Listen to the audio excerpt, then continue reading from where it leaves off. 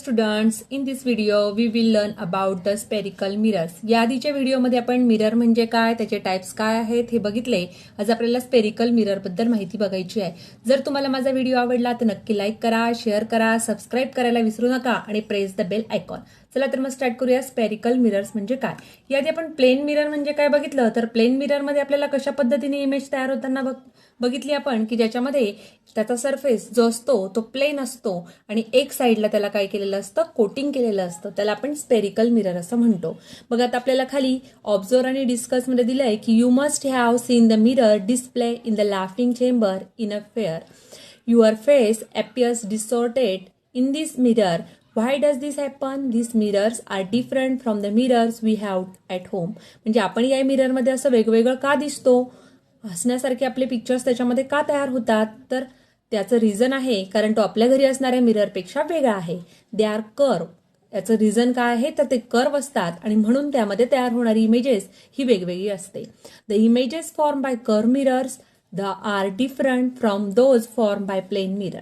Because of this, we do not see the familiar images in these mirrors. आणि म्हणून या मिररमध्ये मिळणाऱ्या ज्या इमेजेस असतात ह्या कशा असतात, आपल्याला हसण्यासारख्या असतात किंवा आपण जसं दिसतो तसं त्याच्यामध्ये प्रत्यक्षात दिसत नाही तर वेगळं दिसतो, म्हणून त्याला लाफिंग चेंबर असं म्हणतात.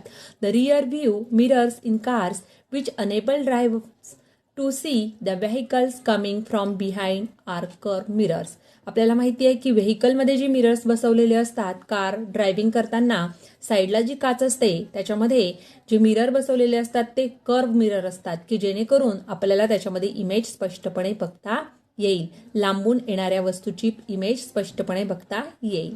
आता खाली आपल्याला काय दिलंय की if we cut a rubber ball into two parts as shown in the figure we can see that each of the two parts has two types of surfaces.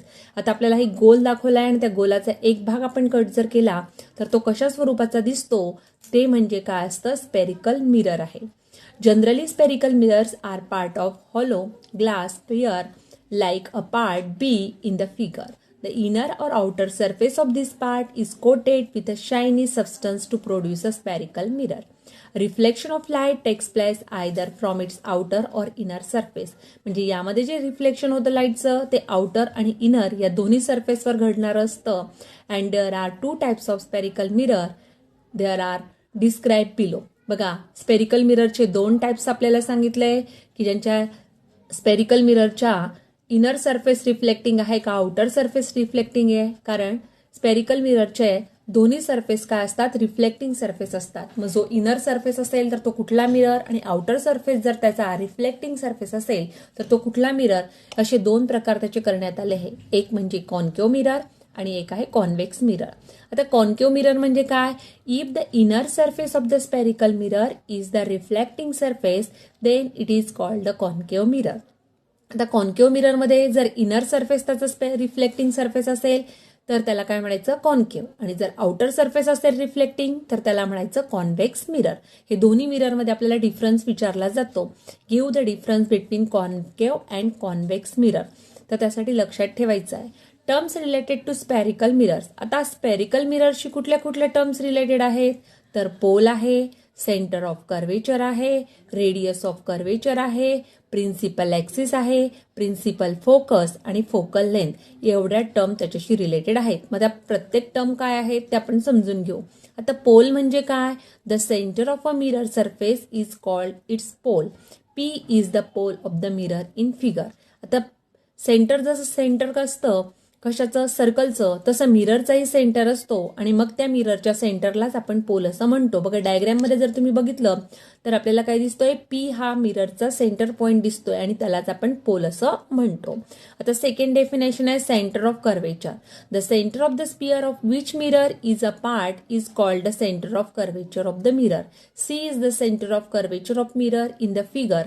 आता फिगरमध्ये आपल्याला सांगितलं आहे की centre of curvature of mirror काय असतं, तर जसं सी हे सर्कलचं जसं सेंटर असतं तसंच स्पिअरचं जसं सेंटर असतं तसंच मिररचाही तो सेंटर असतो, म्हणून त्याला आपण सेंटर ऑफ कर्वेचर असं म्हणतो. Radius of curvature. The radius of the sphere of which the mirror is a part is called the radius of curvature of mirror. आता रेडियस जसे आपण म्हटलो की सेंटरपासून सर्कलवर कुठेही काढलेली जी लाईन असते त्याला आपण रेडियस असं म्हणतो, तसं सेंटर ऑफ कर्वेचर पासून मिररपर्यंतचं म्हणजेच स्पिअरवर असणारा जे डिस्टन्स असतं त्याला आपण radius of curvature of mirror असं म्हणतो. द लेंथ CP और CA in the figure is a radius of the curvature of mirror. मग यामध्ये CP आणि CA ह्या काय आहेत? रेडियस ऑफ कर्वेचर आहेत. हे लक्षात ठेवायचं. जसं आपण सर्कलमध्ये शिकलो की सर्कलचा सेंटर पॉइंट जो असतो तसंच मिररचा पण सेंटर पॉइंट काय असतो, तर मिररच्या सेंटर पॉइंटला आपण पोल असं म्हणतो. जसं सर्कलचं सेंटर पॉइंट असतो त्याला आपण सेंटर ऑफ कर्वेचर म्हणतो. मग मिरर तयार होताना म्हणजे स्पेरिकल मिरर जेव्हा तयार होतो तेव्हा तो सेंटरचाच एका गोल सेंटरचाच एक भाग असतो, म्हणून त्याला सेंटर ऑफ कर्वेचर असं म्हणतात आणि त्याच्याच रेडियसला आपण रेडियस ऑफ कर्वेचर असं म्हणतो. पुढे आपल्याला प्रिन्सिपल ऍक्सिस दिलाय. The straight line passing through the pole and centre of curvature of mirror is called its principal axis. आता प्रिन्सिपल ऍक्सिस म्हणजे काय बघा डायग्राम मध्ये. तर प्रिन्सिपल ऍक्सिस म्हणजे अशी लाईन की जी सेंटर ऑफ कर्वेचर आणि आरशाच्या मिररच्या पोलमधून जाणारी जी लाईन आहे त्याला सेंटर ऑफ कर्वेचर असं म्हणतात. म्हणजे C आणि P मधनं जाणारी जी स्ट्रेट लाईन असते त्याला सेंटर ऑफ कर्वेचर असं प्रिन्सिपल ऍक्सिस असं म्हणतात.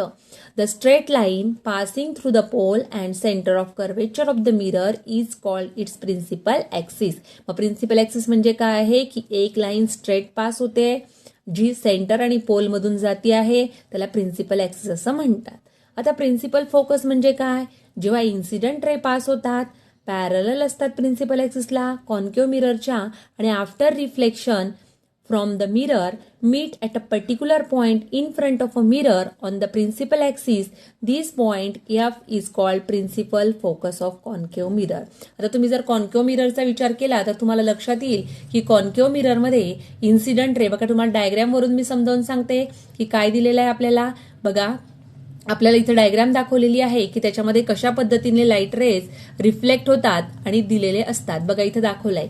आता आपण जर कॉन्केव्ह मिररसाठी बघितलं तर काय दिसतंय आपल्याला कॉन्केव्ह मिररमध्ये, तर ब्ल्यू जे लाईन दाखवले आहे ते इन्सिडेंट रे आहे आणि रिफ्लेक्ट झालेले जे रे आहेत ते म्हणजे रेड कलरचे दाखवलेले रिफ्लेक्ट रे आहेत.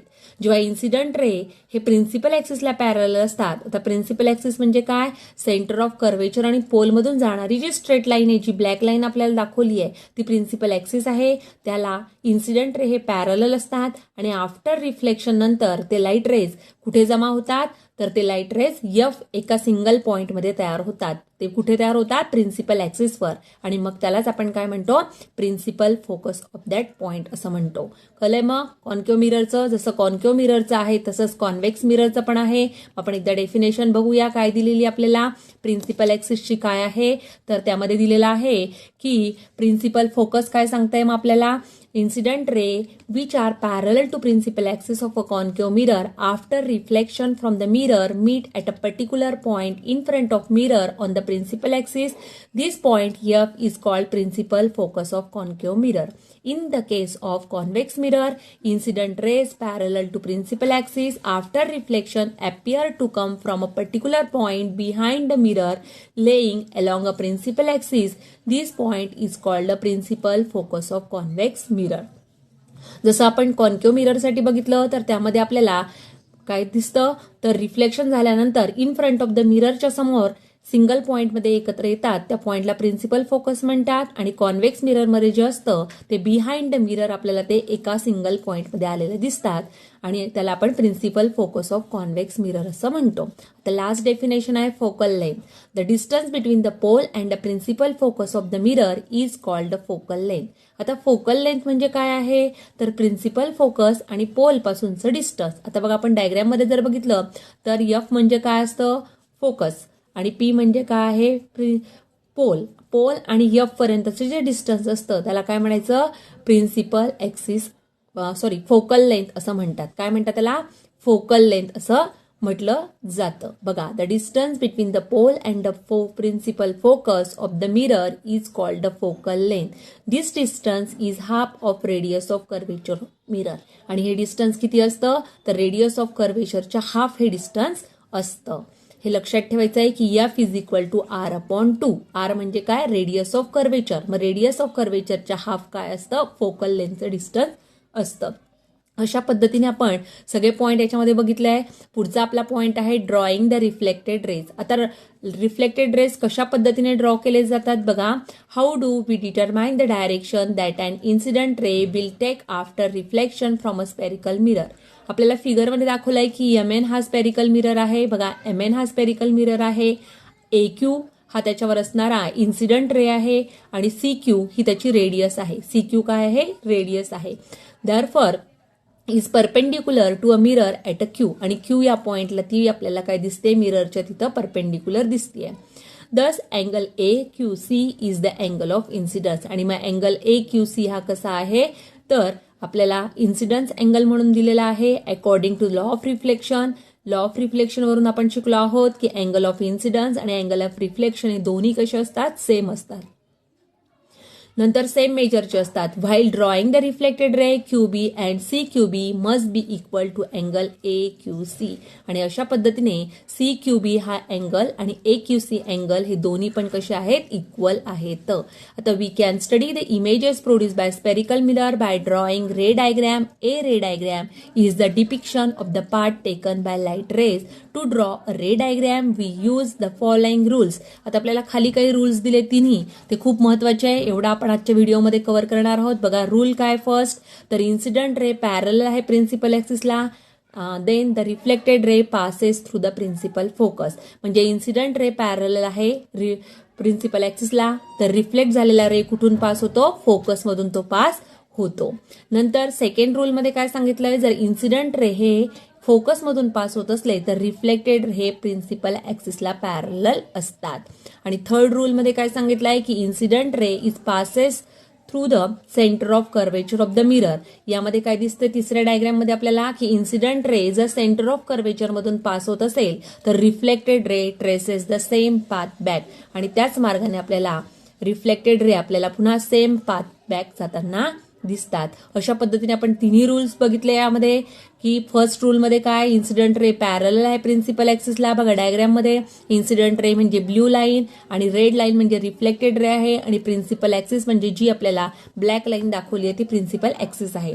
मग इन्सिडेंट रे जर पॅरलल आहे प्रिन्सिपल ऍक्सिसला तर after reflected ray parallel to the principal axis. बघा, इन्सिडेंट रे काय दिसत आहेत आपल्याला, इन्सिडेंट रे जर पॅरलल असेल प्रिन्सिपल ऍक्सिसला तर रिफ्लेक्ट झाल्यानंतर ते काय होतात, फोकस मधून पास होतात. सेकंड रूल मध्ये काय दिसतंय की इन्सिडेंट रे जर फोकस मधून जात असेल तर रिफ्लेक्ट झालेला जो रे आहे तो प्रिन्सिपल ऍक्सिसला पॅरलल असतो. आणि थर्ड रूल मध्ये सांगितलंय की जर समजा इन्सिडेंट रे हा सेंटर ऑफ कर्वेचरच्या मधून जात असेल तर रिफ्लेक्टेड रे आपल्याला सेम पाथने बॅकला ट्रेस झालेला दिसतो. अशा पद्धतीने आपण तिन्ही रूल्स बघितले आहेत, ते खूप महत्वाचे आहे. त्याच्यावर आपल्याला 3 मार्काचा क्वेश्चन येतो. नेक्स्ट व्हिडिओमध्ये आपण images form by concave mirror बघणार आहोत. आजचा जर व्हिडिओ तुम्हाला आवडला तर नक्की लाईक करा, शेअर करा, सबस्क्राईब करा आणि press the bell icon. Thank you.